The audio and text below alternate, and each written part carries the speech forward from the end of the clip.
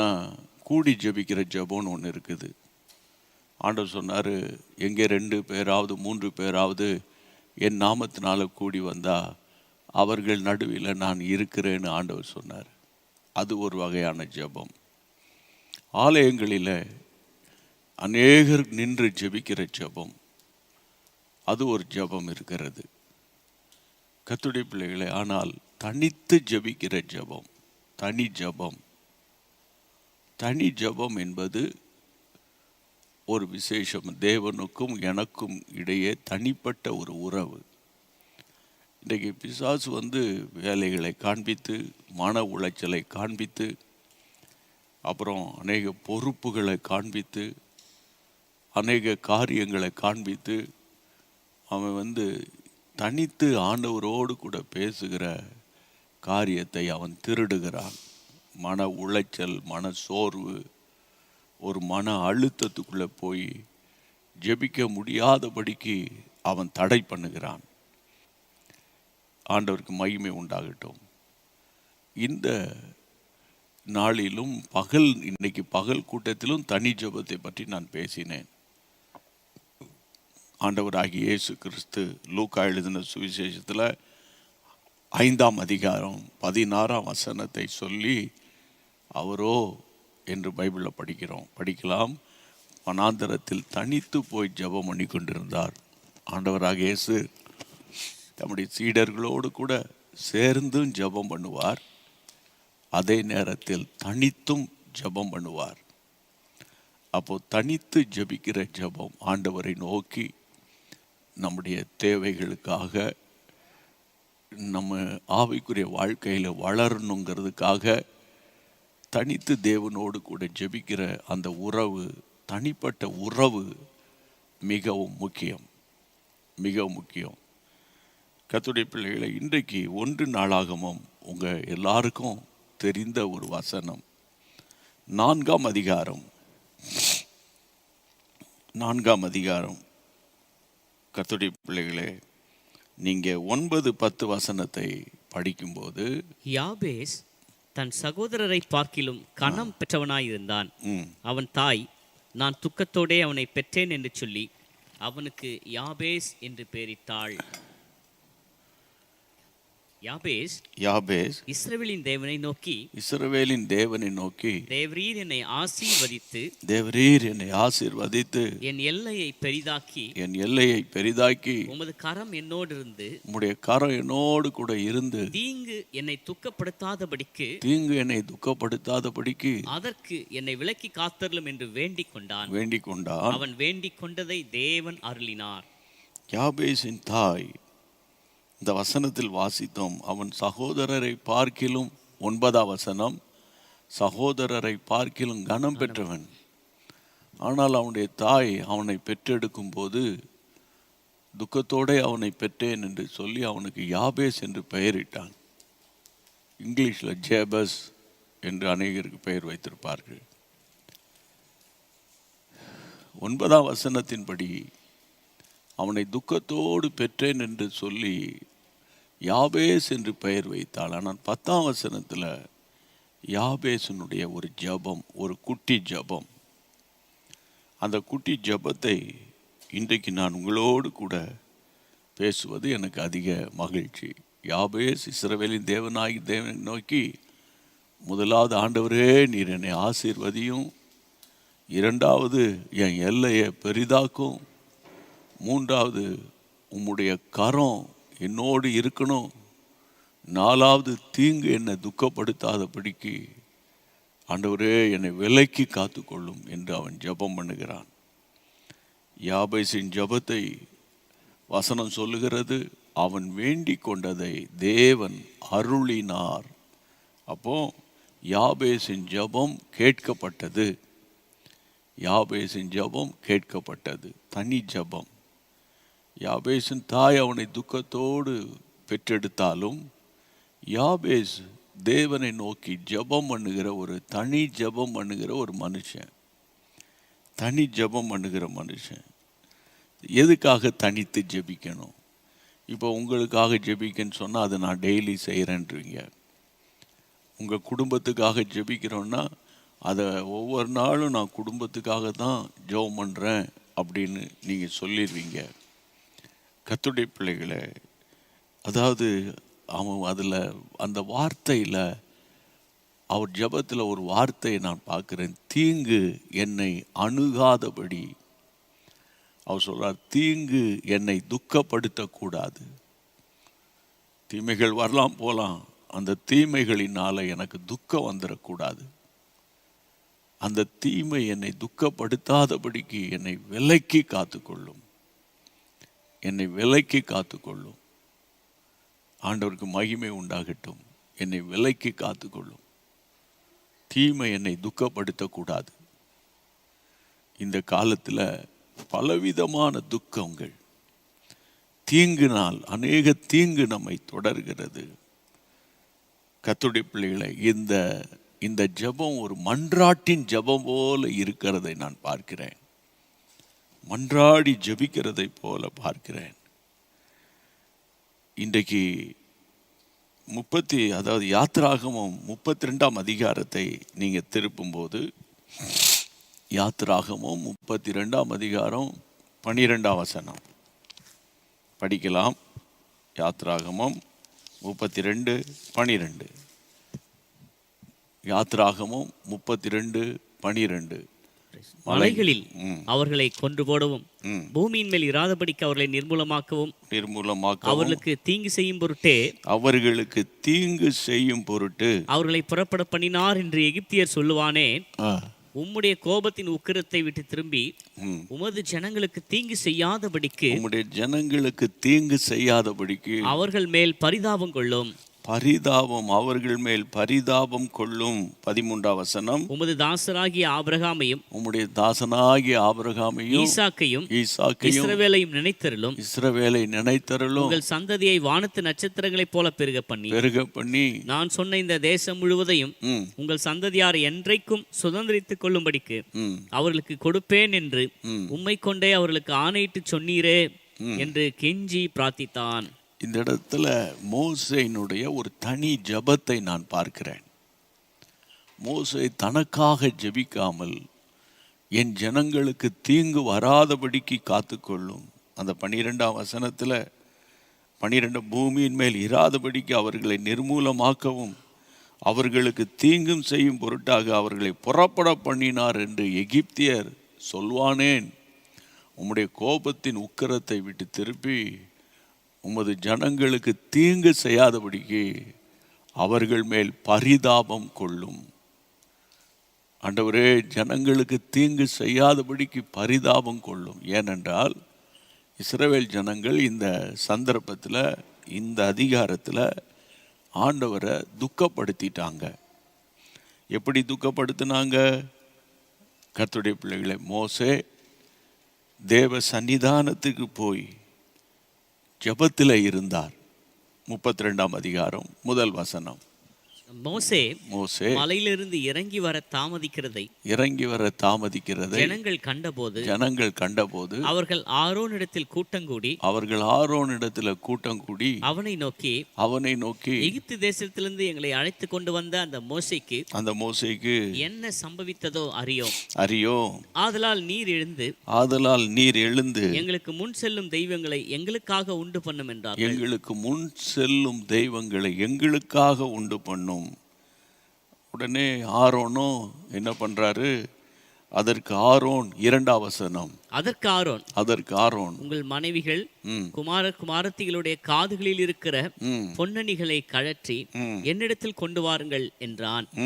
ஜனங்கள் எல்லாரும் தங்கள் காதுகளில் இருந்த பொன்னணிகளை கழற்றி ஆரோனிடத்தில் கொண்டு வந்தார்கள். அவர்கள் கையிலிருந்து அவன் அந்த பொன்னை வாங்கி சிற்ப கருவியினாலே கருப்பிடித்து ஒரு கன்றுக்குட்டியை வார்ப்பித்தான். அப்பொழுது அவர்கள், இஸ்ரவேலரே, உங்களை எகிப்து தேசத்திலிருந்து அழைத்து கொண்டு வந்த உங்கள் தெய்வங்கள் இவைகளே என்றார்கள். நல்லா கவனிக்கணும். தேவனை துக்கப்படுத்தின ஒரு காரியம்.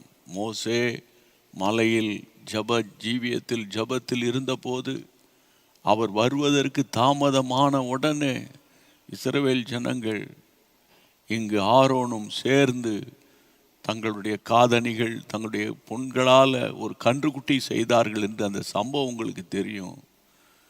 என்னையன்றி உங்களுக்கு வேறொரு தெய்வம் உண்டாக்க வேண்டாம். விக்கிரக ஆராதனை தேவனுக்கு விரோதமானது. அதனால தான் ஆண்டவர் 7ஆம் வசனத்தில் சொல்லுவார். 7ஆம் வசனத்தை படிங்க. அப்பொழுது கர்த்தர் மோசேயை நோக்கி நீ இறங்கி போ எகிப்து தேசத்திலிருந்து நீ நடத்தி கொண்டு வந்த உன் ஜனங்கள் தங்களை கெடுத்துக் கொண்டார்கள். ஒரு காலத்தில் என் ஜனம் என்று சொன்ன ஆண்டவர், நீங்க யாத்ராகமத்தின் புத்தகம், இதே யாத்ராகமத்தில் 3ஆம் அதிகாரத்தில் 10ஆம் வசனத்தை படிச்சு பாருங்களேன். 10ஆம் வசனத்தில் ஆண்டவர் என்ன சொல்லுவார்? 3:10 இஸ்ரவேல் புத்திரராகிய என் ஜனம் என்று ஆண்டவர் சொல்லுவார். அது 3:10. ஆனால் 32 கர்த்தருடைய பிள்ளைகளை 32:7 ஆண்டவர் சொல்லுவார் உன் ஜனம். சத்தியத்தை எவ்வளவு அழகா நம்ம படிக்கணும். ஒரு காலத்தில் அவர்கள் என் ஜனமாகத்தான் இருந்தார்கள். ஆனால் இப்பொழுது அவர்கள் என்னுடைய ஜனம் கிடையாது, அது உன்னுடைய ஜனம். ஏனென்றால் எந்த ஒரு ஜனம் விக்கிரக ஆராதனைக்கு போகிறதோ அது கர்த்தருடைய ஜனம் அல்ல. உடனே ஸ்தோத்திரம் ஆண்டவரே, நான் எந்த சிலை வழிபாட்டையும் செய்யல, ஸ்தோத்திரம் ஆண்டவரே, உம்மை ஒருவருக்கே நான் ஆராதனை செய்கிறேன் என்று சொல்வீர்களே. ஆனால் அதாவது இந்த கடைசி காலத்தில் உங்க வாழ்க்கையில் நீங்கள் முதலிடம் கொடுக்க வேண்டியது தேவனாகிய கர்த்தர். ஆமென். தேவனாகிய கர்த்தர் முதலிடம். குடும்பம் இல்ல, முதல்ல கர்த்தர், அடுத்ததான் குடும்பம். கர்த்தரை வைக்க வேண்டிய இடத்துல உங்க பிள்ளையையோ உன் மனைவியையோ உன் புருஷனையோ உன் தாயையோ உன் தகப்பனை வச்சிட்டு அதுக்கு பிறகு உலக மனுஷன் சொல்வான் என் கண் கண்ட தெய்வம் என் தாயின்னு. அது உலக மனுஷனுடைய கூற்று. ஆனால் என்னையன்றி உனக்கு வேறொரு தெய்வம் வேண்டான்னு ஆண்டவர் சொல்லியிருக்கார். அப்போ இன்னைக்கு நிறைய பேர் விக்கிரக ஆராதனை, பிள்ளை ஒரு விக்கிரகம், எந்த நேரமும் குளிப்பாட்டுறது, துடைக்கிறது, புதிய உடை எடுக்கிறது. அந்த காலத்தில் தான் ஸ்டுடியோவுக்கு போகணும் ஃபோட்டோ எடுக்க. அங்கே போய் ஸ்டுடியோவில் காத்து கிடக்கணும். ஒரு ஃபோட்டோவுக்கு இவ்வளோ ரூபான்னு சொல்லுவாங்க. இன்றைக்கி வளைச்சி ஃபோனில் இஷ்டத்துக்கு பல கோணத்தில் படங்களை எடுத்து, அது தப்பு கிடையாது. ஆனால் நான் சொல்லுகிற புரிதல் இருந்தால் உங்களுக்கு போதும். கர்த்தருடைய பிள்ளைகளை கர்த்தர் கொடுத்தார். கர்த்தருக்கு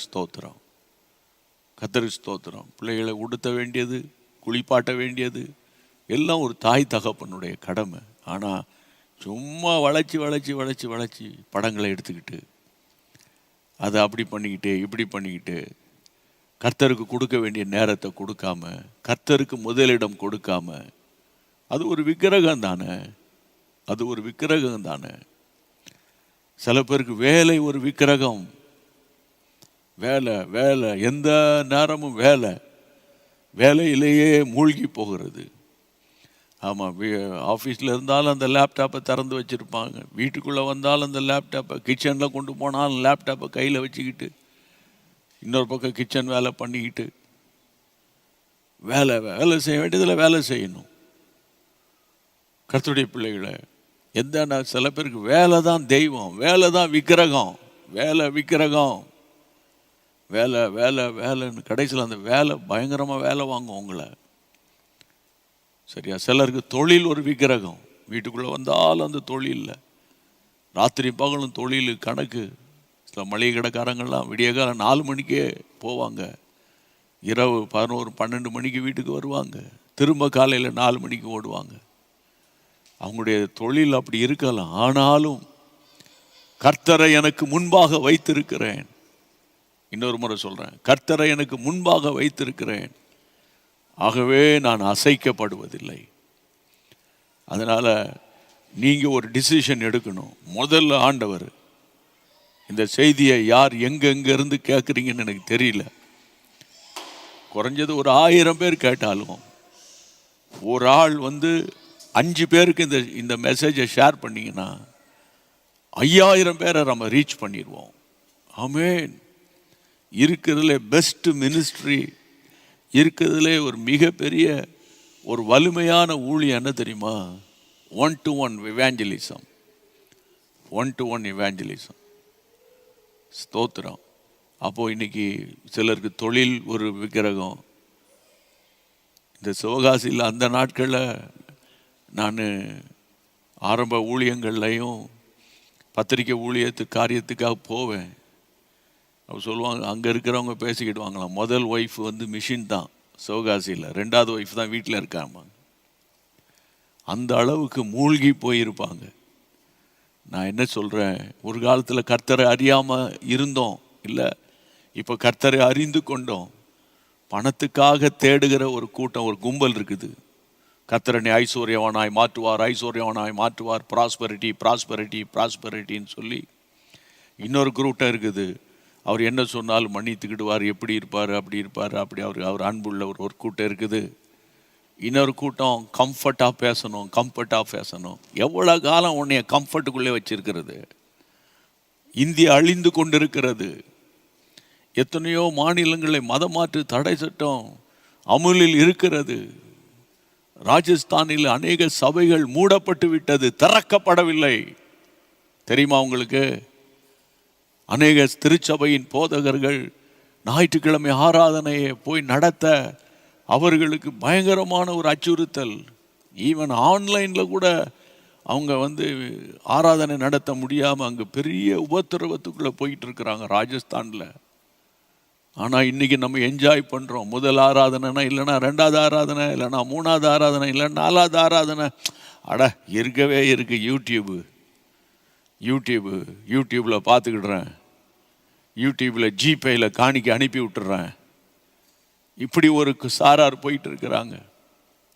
நைஜீரியாவில், கிழக்கு நைஜீரியாவில் பயங்கர எழுப்புதல். கர்த்தருக்கு ஸ்தோத்திரம். அதாவது மோகன்சி அண்ணன் சொன்னாங்க, சில சபைகளெல்லாம் 50,000 பேர் இருக்காங்க. 50,000 விசுவாசிகள் கொண்ட சபைகள் ஒரு 4 சபைகள் இருக்கிறதா நைஜீரியாவில், கிழக்கு நைஜீரியாவில். ஆனால் வடக்கு நைஜீரியாவில் பயங்கரமான துன்புறுத்தல். இயேசுவை மறுதலி இல்லாவிட்டால் உடனே சுட்டு கொள்ளுவாங்க. தரையில் வரிசையாக படுக்க வச்சுட்டு இப்படி பயங்கரமான வேதனையின் மேல் வேதனை. நார்த் இந்தியாவில் பயங்கர கஷ்டத்தின் மத்தியில் ஊழியங்கள் நடைபெற்று கொண்டிருக்கிறது. அதனால் நான் என்ன சொல்கிறேன், வருகிற வருஷங்கள் நம்ம நாட்டுக்கு, நம்முடைய தமிழகத்துக்கு எப்படி இருக்குன்னு எனக்கு சொல்ல முடியாது.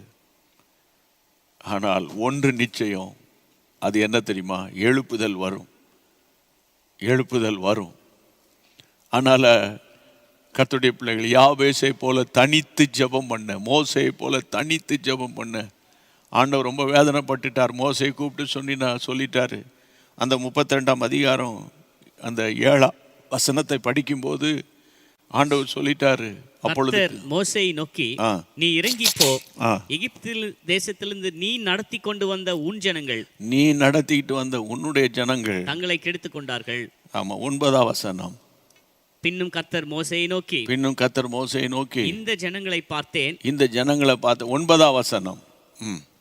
இந்த ஜனங்களை பார்த்தேன், இவர்கள் வணங்கா கழுத்துள்ள ஜனங்கள். அதாவது ஆண்டவர் சொல்றார், மோசேயை பார்த்து 10ஆம் வசனத்தை படிங்க. ஆகையால் என் கோபம் இவர்கள் மேல் மூளவும் நான் இவர்களை அழித்து போடவும் நீ என்னை விட்டுவிடு, உன்னை ஒரு பெரிய ஜாதியாக்குவேன் என்றார். நான் உன்னை ஆசீர்வதிப்பேன், உன்னை பெரிய ஜாதியாக்குவேன், நீ கண்டுக்காம இவங்களை விட்டுரு, என்னை நீ விட்டுரு அப்படின்னு ஆண்டவர் சொல்லும்போது, கர்த்தருடைய பிள்ளைகளே, மோசே பேசுகிறார். 12ஆம் வசனத்தில், கர்த்தருடைய பிள்ளைகளே, இப்போ 11ஆம் வசனத்திலிருந்து படிங்க, 11லிருந்து படிங்க. மோசே தன் தேவனாகிய கர்த்தரை நோக்கி, மோசே தேவனாகிய கர்த்தரை நோக்கி, கர்த்தாவே தேவரீர் மகா பலத்தினாலும் வல்லமையுள்ள கையினாலும் எகிப்து தேசத்திலிருந்து புறப்பட பண்ணின உம்முடைய ஜனங்களுக்கு விரோதமாக உம்முடைய கோபம் பற்றி எறிவதென்ன? மோசே பரிந்து பேசுகிறார், தனித்து பேசுகிறார். இதை மன்றாட்டு ஜெபம் என்று சொன்னால் அது மிகையாகாது. வாசிங்க.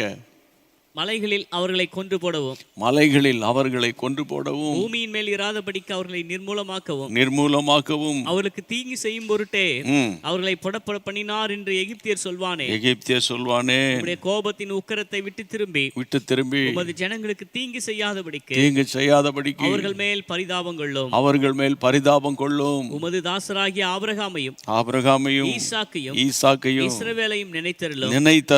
உங்கள் சந்ததியை வானத்து நட்சத்திரங்களைப் போல பெருக பண்ணி நான் சொன்ன இந்த தேசம் முழுவதையும் உங்கள் சந்ததியார் என்றைக்கும் சுதந்திரத்துக் கொள்ளும்படிக்கு அவளுக்கு கொடுப்பேன் என்று உம்மை கொண்டே அவளுக்கு ஆணையிட்டு சொன்னீரே என்று கெஞ்சி பிரார்த்தித்தான். ஆணையிட்டு சொன்னீரே, ஆபிரகாமுக்கு சொன்னீரே, வானத்து நட்சத்திரங்களைப் போல பெருக பண்ணுவேன்னு சொன்னீரே. கடந்த கால வாக்கு தத்தங்களை எல்லாம் உரிமை பாராட்டி மோசே கெஞ்சி தனித்து பிரார்த்தனை செய்கிறார். உங்கள் பிள்ளைகளுக்காக நீங்கள் இப்படி பிரார்த்தனை செய்கிறது உண்டா? உங்கள் ரட்சிக்கப்படாத புருஷனுக்காக திறப்பில் நின்று இப்படி அழுது ஜெபிக்கிறது உண்டா? இன்றைக்கி நிறைய பேருக்கு அட்வைஸ் கொடுக்க தெரியும். இப்படி பண்ணுங்க, அப்படி பண்ணுங்க, இதை பண்ணுங்க. அட்வைஸ் கொடுக்கறதுக்கு 1000 பேர் இருக்காங்க, ஆனால் பரிந்து பேசுகிறதுக்கு ஆட்கள் இல்லை. புரியுதா உங்களுக்கு? பரிந்து பேசுகிறதுக்கு ஆட்கள் இல்லை. இப்போ ஆண்டவர் சொல்லிட்டார், இந்த ஜனங்கள் வழங்கா கழுத்துள்ளவன் தங்களை கெடுத்துக்கிட்டாங்க, நீ என்னை விட்டுரு, ஆனால் நான் உன்னை பெரிய ஜாதி ஆக்குறேன் அப்படின்னு ஆண்டவர் மோசே பார்த்து சொல்லும்போது, மோசே தேவ சமூகத்தில் தனித்து போய் கெஞ்சி பிரார்த்தனை பண்ணுகிறத இந்த வசனத்தில் நம்ம படிக்கிறோம்.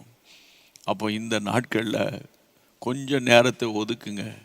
உங்களில் அநேகர் சொல்கிறது என்னென்னா, எனக்கு நேரம் இல்லை, நான் ஒரு ஆசிரியர், நான் ஒரு அதிகாரி, நான் ஒரு தொழிலாளி, நான் ஒரு இந்த இடத்துல வேலை பார்க்குறேன், எனக்கு நேரம் கிடையாது, ஒரு நாள் ஞாயிற்றுக்கிழமை மட்டும்தான், தவறாமல் ஆலயத்துக்கு போயிடுவேன். Very good. ஆனால் நீங்கள் ஒரு லீவு போட்டுட்டாவது தேவ சமூகத்தில் உங்கள் குடும்பத்துக்காக உங்கள் குடும்பத்தை தக்க வைக்கணும். உங்கள் குடும்பத்தை நீங்கள் தான் தக்க வைக்கணும். உங்கள் பிள்ளைகளை நீங்கள் தான் தக்க வைக்கணும். புரியுதா? இல்லை நான் சர்ச்சுக்கு போகிறேன், நான் பைபிள் வாசிக்கிறேன், நான் ஜெபம் பண்ணுறேன், நான் உபவாசிக்கிறேன், நான் கர்த்தரை தேடுறேன், அதெல்லாம் தூக்கி தூர போடுங்க. உங்கள் பிள்ளைகளுக்காக நீங்கள் திறப்பில் நிற்கணும். பாருங்கள், லட்சக்கணக்கான மக்களுக்காக ஒரு மோசே திறப்பில் நிற்கிறார். 106ஆம் சங்கீதம் 23ஆம் வசனத்தை படிக்கும்போது, 106ஆம் சங்கீதம் 106:23, ஆகையால் அவர்களை நாசம் பண்ணுவேன் என்றார். அப்பொழுது அவரால் தெரிந்து கொள்ளப்பட்ட மோசே அவர்களை அவர் அழிக்காதபடிக்கு அவருடைய உக்கிரத்தை ஆற்றும் பொருட்டு அவருக்கு முன்பாக திறப்பின் வாயிலில் நின்றார். ஆமாம், திறப்பின் வாசல்ல யார் நிற்கிறாங்களோ அவருக்கு தான் தேவனுடைய கோபாக்கினையிலிருந்து ஜனங்களை தப்புவிக்க முடியும். திறப்பில் நிற்கணும். திறப்பில் நிற்கிறதுனா என்னன்னா, கர்த்தருடைய பிள்ளைகளை, ஆண்டவருக்கும் உங்கள் பிள்ளைகளுக்கு நடுவே நீங்கள் நிற்கிறது. ஸ்டாண்டிங் இன் த கேப், ஆங்கிலத்தில் சொல்லுவாங்க, ஸ்டாண்டிங் இன் த கேப். ஆமென். தேசத்துக்கும் ஆண்டவருக்கும் நடுவே நிற்கிறது. தேசத்தில் பல குழப்பங்கள் போய் கொண்டிருக்கிறது. பல காரியங்கள் உச்சநீதிமன்றத்தில் நிலுவையில் இருக்கிறது. உச்சநீதிமன்றத்தில் தீர்ப்புகள் வர வேண்டியது இருக்கிறது. நிறைய விஷயங்கள் போய்கொண்டிருக்கிறது. அதனால பாரத்தோடு விசுவாசிகளே, நீங்கள் உங்கள் குடும்பத்துக்காக திறப்பில் நிற்கணும். உங்கள் பிள்ளைகளுக்காக திறப்பில் நிற்கணும். சும்மா ஆண்டவர் ஆசீர்வாதியும், காலேஜுக்கு போயிருக்கிறான், ஃபைனல் இயர் படிக்கிறான், ஆண்டவர் அவனுடைய தேவைகள் சந்திக்கப்பட்டும், சுகத்தை தாரும், பலத்தை தாரும், அது கேட்கணும். கேட்கக்கூடாது சொல்லலை. ஆனால் என் மகனை ஒரு ஊழியக்காரனாய் மாற்றும். ஆமேன். அந்த நாட்கள்லாம் நான் ரட்சிக்கப்பட்ட காலங்கள்லாம் நிறைய பேர் தங்கள் பிள்ளைகளை ஊழியத்துக்கு ஒப்பு கொடுத்தாங்க. நான் ரட்சிக்கப்பட்ட அபிஷேகம் பெற்று வந்த நாட்கள்லாம், அதாவது ஏர்லி 80s சொல்கிறேன், நிறைய பிள்ளைகளை ஊழியத்துக்கு ஒப்பு கொடுத்தாங்க. இன்றைக்கி அப்படி கிடையாது. அவன் ஒரு வேலை பார்த்துக்கிட்டோம், மற்ற நேரங்களில் போய் பாட்டு பாடட்டும்.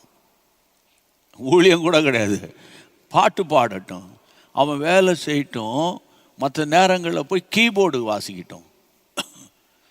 கீபோர்டு முழங்காலில் நின்று ஜெபிக்கிற, திறப்பில் நின்று ஜெபிக்கிற, சுவிசேஷ ஊழியத்தை செய்கிற ஒரு ஊழியனாய், ஒரு ஊழியக்காரியாய் என் பிள்ளைய கர்த்தர் எழுப்பணும் ஆண்டவரே. ஆமேன். அப்படிப்பட்ட ஒரு பாரம் வேணும். அப்படிப்பட்ட ஒரு பாரத்தோடு நீங்கள் ஜெபிச்சிங்கன்னா உங்கள் ஜெபம் உங்கள் தனி ஜெபத்தில், இங்கே பாருங்கள், தேவைக்காக ஜெபிக்கலாம், வியாதிக்காக ஜெபிக்கலாம், பணத்துக்காக ஜெபிக்கலாம், பொருளுக்காக ஜெபிக்கலாம், மனுஷருடைய கண்களில் கிருபைக்காக ஜெபிக்கலாம். இதை எல்லாவற்றை விட மிக வலிமையானது திறப்பில் நின்று அழிந்து போகிற ஆத்துமாக்களுக்காக கண்ணீரோடு ஜெபிப்பது. எவ்வளோ நாளாக நம்மளும் எழுப்புதல் எழுப்புதல் எழுப்புதல்னு போராடிக்கிட்டு இருக்கிறோம். ஒரு பக்கம் டி மோகன் பாஸ்டர் அவங்க ஆலயத்தில் நைட் ப்ரேயரில் every first Friday night prayer நடக்குது. 2017 நடக்குது. அங்கே 40 வருஷமாக மோகன் சேன திறப்பின் வாசல் ஜபத்தை நடத்திக்கிட்டு இருக்கிறாங்க. 34 வருஷம் திருப்பத்தூர் உபவாச ஜபங்கள், மோர் தென் 33 லாங் இயர்ஸ் அங்கே ஜபம் நடந்துக்கிட்டு இருக்கு எழுப்புதலுக்காக. இப்படி போராடுறோம், பல முனைகளில் போராடுறோம். ஆகிலும் ஒரு எழுப்புதலை பார்க்க முடியல. இன்னும் எழுப்புதலுக்கான அறிகுறிகள் வந்து கொண்டிருக்கிறது. ஊழியர்கள் கூடி ஜெபிக்கிறதும், அனைத்து ஸ்தாபன தலைவர்கள் ஒருங்கிணைகிற காரியமும் இப்பொழுது நடைபெற்று கொண்டிருக்கிறது. ஆண்டவருக்கு ஸ்தோத்திரம். ஏனென்றால் இந்த நாட்களில் நம்ம ஜெபிக்காவிட்டால், இந்த நாட்களில் உங்கள் பிள்ளைகளுக்காக நீங்கள் சோர்ந்து போய் பிள்ளைகளுக்காக ஜெபிக்காவிட்டால், ஸ்தோத்திரம், கண்ணீரோடு நான் உங்களுக்கு சொல்கிறேன், வாழப்போகிற வாழ்க்கை ஒரு உண்மை உள்ள ஒரு வாழ்க்கையாக இருக்கணும். சரியான ஒரு வாழ்க்கை வாழணும். ஜெபமனோமா, எல்லாரும் ஜெபமனோமா. ஒரு 2-3 நிமிஷம் தான் இருக்குது. இந்த ஜெப குறிப்புகள் மேலே நான் என் கையை வைக்கிறேன். நீங்கள் முதலாவது உங்களுக்காக ஜெபிக்காதீங்க. ஆண்டவரே, இந்த வாரம் முழுவதும் வந்த இந்த ஜெப குறிப்புகளுக்காக கண்ணீரோடு ஜெபிக்கிறோம். ஆண்டவரே, ரட்சிக்கப்படாத புருஷன், ரட்சிக்கப்படாத மனைவி, ஆண்டவரே, இருதயத்தை ஊற்றி ஜெபிக்க முடியாத காரியம், தனி ஜெபத்தில் வளர முடியல, கனநித்திரை, நாவி, இப்படி பல விதங்களில் போராடி கொண்டிருக்கிற இந்த நாட்களில் இயேசுவே, நீர் மனம் இறங்கி உம்முடைய பிள்ளைகளுக்கு அற்புதத்தையும் அதிசயங்களை செய்யும் அப்பா. இந்த வாரம் முழுவதும் வந்த ஜெப குறிப்புகளுக்கு பதில் வருவதாக. கண்ணீரோடு வியாதிகள் மாறட்டும், கேன்சர் வியாதிகள் மாறட்டும்.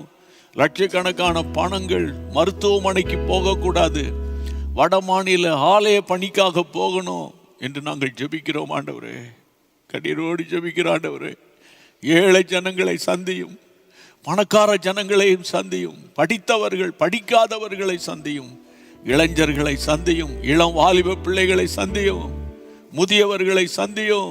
கண்ணீரோடு ஜெபிக்கிறாண்டவரே, மன்றாடி ஜெபிக்கிறாண்டவரே, ஒப்பு கொடுத்து ஜெபிக்கிறாண்டவரே. இந்த வியாழக்கிழமை உபவாசத்தில் மன்றாடி ஜெபிக்கிறோம்ப்பா. ஆச்சரியமான சாட்சிகளை எழுப்பித்தார். இப்பொழுதும் ஆண்டவரே, என் இருதயத்திலிருந்து வேதனையோடு நான் பிரசங்கித்தேனப்பா. யாபேசை போல ஜெபிக்கிறவர்களை எழுப்புங்க, மோசே போல ஜெபிக்கிறவங்களை எழுப்புங்க, எழுப்புங்க ஆண்டவரே.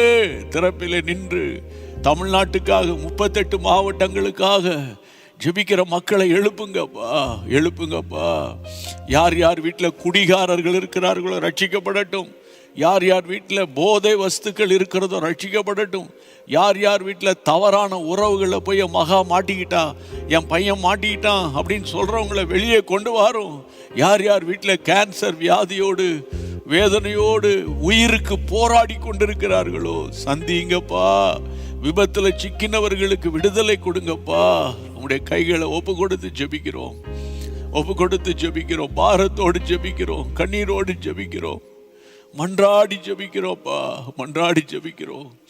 ஆண்டவரே, ஆண்டவர், இந்த வியாழக்கிழமை உபவாச நாளில் இப்போ யார் யார் எந்தெந்த ஊரில் எந்தெந்த பட்டணங்களில் நாடுகளில் இருந்து என் கூட சேர்ந்து என்னென்ன காரியங்களை அறிக்கை பண்ணுறாங்களோ, இப்போ நீங்கள் உங்கள் காரியங்களை, உங்கள் மன விருப்பத்தை ஆண்டவர்கிட்ட சொல்லுங்க.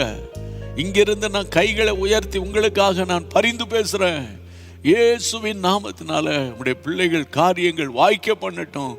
ஆச்சரியமான கதவுகள் திறக்கப்படட்டும். உமக்கே மகிமை உண்டாகட்டும்ப்பா.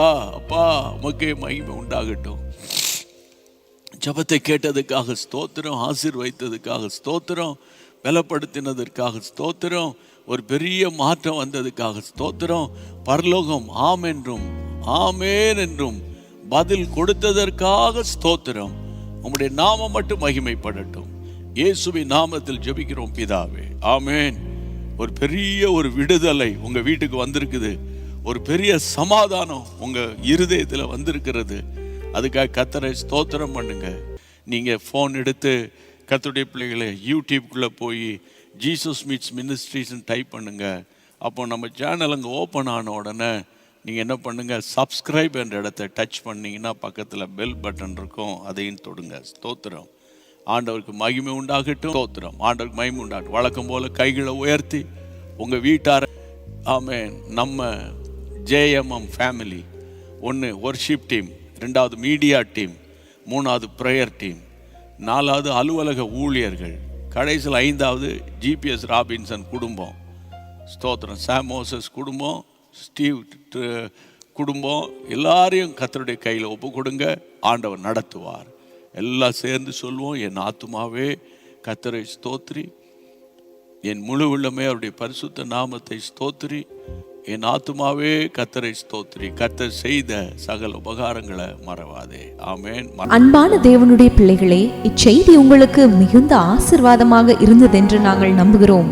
தொடர்ந்து எங்கள் செய்திகளை கேட்டு கர்த்தருக்குள் ஆசீர்வதிக்கப்பட ஜீசஸ் மீட்ஸ் மினிஸ்ட்ரீஸ் என்கிற எங்கள் யூடியூப் சேனலை சப்ஸ்கிரைப் செய்யுங்கள். மேலும் உங்கள் ஜெப உதவிக்கு எங்களோடு நீங்கள் தொடர்பு கொள்ள வேண்டிய தொலைபேசி எண் 9842252836 மற்றும் 7299546363.